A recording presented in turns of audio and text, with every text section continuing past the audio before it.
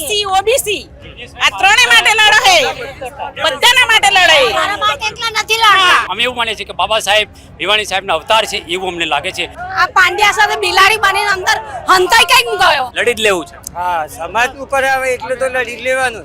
ગુજરાતની અંદર જે આજ દિન સુધી ઇતિહાસમાં જેવો આંદોલન નહીં થયો, મોટા મોટું આંદોલન કરશું. જિગ્નેશભાઈના માન માપો અને સોમનથી પાછા લાવે. એવું શું કાંડ થાય છે અંદર ઓફિસની અંદર કે મોબાઈલ બહાર રખાવે છે? આ તો મારા ધારાસભ્ય સાહેબનું અપમાન કર્યું એટલે મારા 25-50 લાખ દલિતોનું અપમાન બરાબર છે. તમે ધારાસભ્ય સાથે આવું વર્તન કરો છો, સામાન્ય જે જનતા છે એની સાથે કેવું વર્તન કરતા હશે? આ રોજે રોજ જે દલિતો પર અત્યાચાર થાય છે એને રોકવા માટે જ આ પબ્લિક રોડ ઉપર આવી. તો ગુજરાતનું એક પોલીસ સ્ટેશન બતાવે જ્યાં દારૂ એના વિસ્તારમાં દારૂ ન વેચાતો હોય. મહીસાગરમાંથી માસે કેટલા લોકો આવ્યા છે? 2 ગાડી ભરી. ગાંધીનગરની અંદર 1 કિલોમીટરમાં દારૂ જોતો હોય તો મળી જાય છે. નમસ્કાર, વાઇબ્સ ઓફ ઇન્ડિયા સાથે હું સમીર. આપણે સૌ જાણીએ છીએ કે અત્યારે દલિત આગેવાન છે જિગ્નેશભાઈ મેવાણી, એમનું અને આઈપીએસ રાજકુમાર પાંડ્યન વચ્ચેનો જે વિવાદ થયો છે એ વિષયને લઈને જ ગાંધીનગરમાં અત્યારે દલિત સમાજના જેટલા પણ લોકો છે, અનુસૂચિત જાતિ સમાજના જેટલા પણ લોકો છે એ આવ્યા છે, રજૂઆત કરવાના છે, વિરોધ કરી રહ્યા છે. આ બધાની વચ્ચે એમની સાથે વાત કરવી છે, એમની માંગ શું છે, એમની વાત શું છે, શા માટે ભેગા થયા છે, તમામ વિષયને લઈને વાતચીત કરીએ. આપનું નામ શું છે? મારું નામ ડીડી સોલંકી, રાજકોટ યુવા વિમસના અધ્યક્ષ. ઓકે, દલિત સમાજના લોકો જે બધા અહીંયા ભેગા થયા છે, શું માંગને લઈ અને ભેગા થયા છે? માંગ તો ઘણી બધીઓ છે. વર્ષોથી દલિતો આંદોલન કરે, રોડ ઉપર ઉતરે. એક સામાન્ય ફરિયાદ દાખલ કરાવી હોય તો પોલીસ સ્ટેશને જઈને આંદોલન કરે ત્યારે ફરિયાદ દાખલ થાય છે, ધરણા કરવા પડે છે.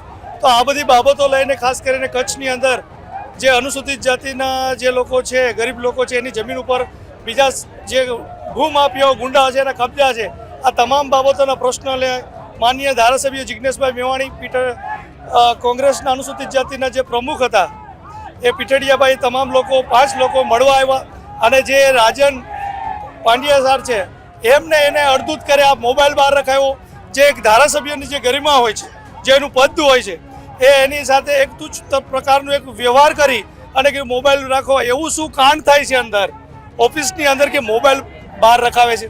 શું તમે 2 નંબરના ધંધા કરો છો કે પબ્લિક જાણી જાય? બહારનો કોઈ વ્યક્તિ રજૂઆત કરવાવાળો આવે એ જોઈ ન લે, એનું વિડીયો શૂટિંગ ન ઉતારી લે, તો તમે એવું કંઈક કામ કરતા હશો એટલે તમે મોબાઈલ બહાર રખાવો છો. એનો મતલબ એ થાય કે ધારાસભ્યને તમે ધારાસભ્ય સાથે આવું વર્તન કરો છો તો આ દેશના, ગુજરાતના જે સામાન્ય જે જનતા છે એની સાથે કેવું વર્તન કરતા હશે? અમે તો એવું પણ જોઈએ છીએ કે ગુજરાતના આવા નાના ગામડાઓના જે પોલીસ સ્ટેશનો છે ત્યાં ચપ્પલ પણ બહાર ઉતારે છે.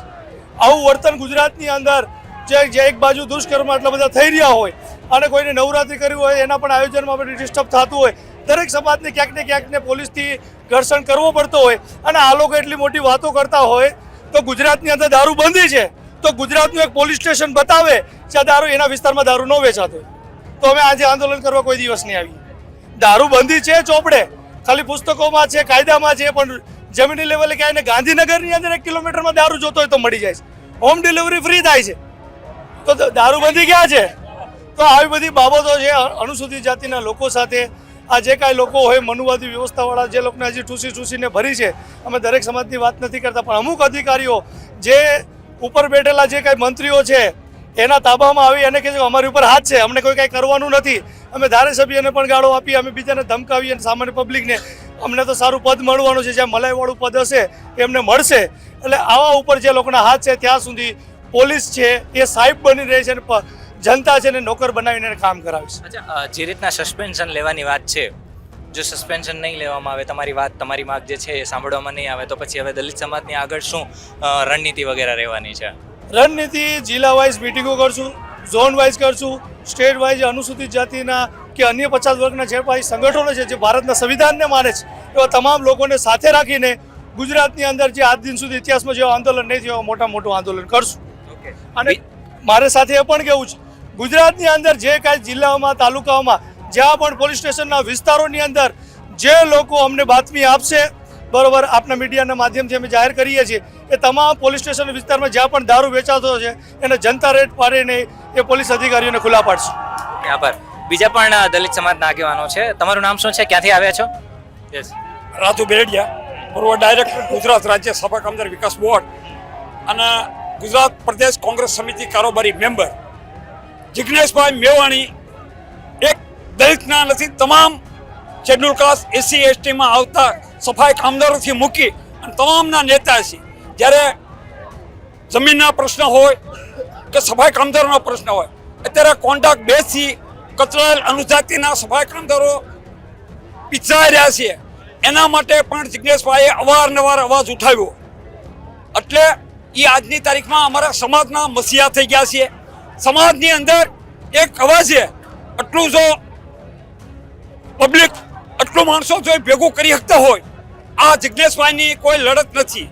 પણ જિજ્ઞેશભાઈનું જે સ્વમાન ઘસાણું એના અનુસંધાનમાં તમામ સમાજના તમામ આગેવાનો એસસી એસટીમાં અનુજાતિમાં જે આવતા એ તમામ ઉમટી પડ્યા છે. કોઈને કહેવામાં નથી આવ્યું, કોઈને આમંત્રણ દેવામાં નથી આવ્યું. કારણ કે જિજ્ઞેશભાઈ એક જાગૃત અને મહાન ધારાસભ્ય અનુજાતિના છે. એના અનુસંધાનમાં આ તાકીદે જે આ બનાવ બન્યો છે એની ઉપર તાકીદે પગલાં લેવાય. અને ગુજરાત રાજ્યના માન્ય મુખ્યમંત્રીને અને લાગતા વળગતા તમામ અધિકારીઓને મારી નમ્ર વિનંતી છે કે તાકીદે એને સસ્પેન્ડ કરે, આની ઉપર કાયદેસર કાર્યવાહી કરે અને જિજ્ઞેશભાઈના માન માપો અને સૌમાનથી પાછા લાવે. આભાર. સૈન જય ભારત.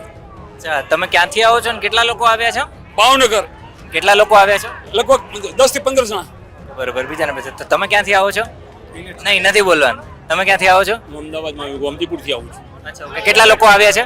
અમે 10 જણા આવ્યા છીએ. પછી શું માગ લઈને આવ્યા છો તમે? માગ છે કે રાજકુમાર પાંડ્યમ ડીજીપી સાહેબે જે અમારા દલિત ધારાસભ્ય શ્રી જિજ્ઞેશભાઈ મેવાણી અગાઉથી એપોઇન્ટમેન્ટ મેળવીને તેમને મળવા ગયા જવાના હતા. અને જે પણ પોતાનો પર્સનલ પ્રોબ્લેમ નહોતો, તો દલિતોના જમીનના હક માટે જો જવાના હતા, તો તેમને તેમની પાસે ગયા તો તેમનો ડીજીપી સાહેબને એવો હક નથી કે તમે મોબાઈલ બહાર મૂકી દો કહેવાનું. જો એવો હક હોય તો એમના રિસેપ્શનિસ્ટ શું કામ કરે છે? એ લોકોએ પહેલાં જણાવ્યું આપણો નામને નંબર પહેલાં લખે તો એમને જ કહેવું પડે ને, એટલે મોબાઈલ બહાર મૂકજો સાહેબ ના પાડે છે. એમને એમના ડીજીપી સાહેબે એમના નીચે તળિયાના અધિકારીને પહેલાં શીખવાડવું જોઈએ, પછી એમને બોલવું જોઈએ. આ તો મારા ધારાસભ્ય સાહેબનું અપમાન કર્યું, એટલે અમારા 50 લાખ દલિતોનું અપમાન બરાબર છે. પોલીસ છે દલિતોની વાત નથી સાંભળતી એવું? બિલકુલ સાંભળતી નથી. કારણ કે પોલીસ કશું જો ધારાસભ્ય સાહેબનો અપમાન મોબાઈલ બહાર મૂકે, જ્યારે આપણે ફરિયાદ લખાવા જઈએ ને તો પોલીસ કેવું પૂછે, શું નામ છે તમારું, ક્યાંથી આવો છો, આધાર કાર્ડ લાવ્યા છો, મોબાઈલ નંબર શું છે, આટલા બધા પ્રશ્નો કરે છે. તો આ લોકોને બધું નહીં શીખવાડ્યું હોય સરકારે? આ ડીજીપી સાહેબને નહીં શીખવાડ્યું હોય કે કોઈ સરકારી અધિકારી આવે તો તમારે ખુરશીમાંથી ઊભા થઈ જવા અને એમને રિસીવ કરવા, અને જે જાય તો આવજો કે આપણે ઘેર મહેમાન આવે છે તો એમને આવજો કહેવા જઈએ છીએ. તો આ તો તમારા સાહેબના સાહેબ હતા, એટલે સાહેબને સમજણ નથી પડતી. ડીજીપી આઈપીએસ ઓફિસરને આટલી સમજણ, આપણે નાના બાળકને આટલી બધી સમજણ પડતી હોય તો આ તો ડીજીપી સાહેબ આઈપીએસ ઓફિસર હતા, એમને આટલી સમજણ નથી પડતી. આ માથાનું જ્ઞાન જતું રહેલું હતું. એ હું કહેવા માંગુ છું. જો રાજકુમાર પાંડ્યન સાહેબની બદલી નહીં થાય, હું ખુદ આરટીઆઈ કરાવવા માટે તૈયાર છું. આવતીકાલે સવારે 12 વાગે આવવાનું છું કાગળ જઈને. શું નામ તમારું? મેહુલ પરમાર. અચ્છા, ક્યાંથી આવ્યા છો? ઈડર સાબરકાંઠા. કેટલા લોકો આવ્યા છો? અમે 15 જણા. બરોબર. શું લઈને આવ્યા છો? પ્રાઇવેટ સાધન લઈ. પ્રાઇવેટ સાધન લઈને પોતાની રીતના જ લડી જ લેવું છે? હા, સમાજ ઉપર આવે એટલે તો લડી જ લેવાનું ને. સમાજ ઉપર આવે કોઈ બી વસ્તુ.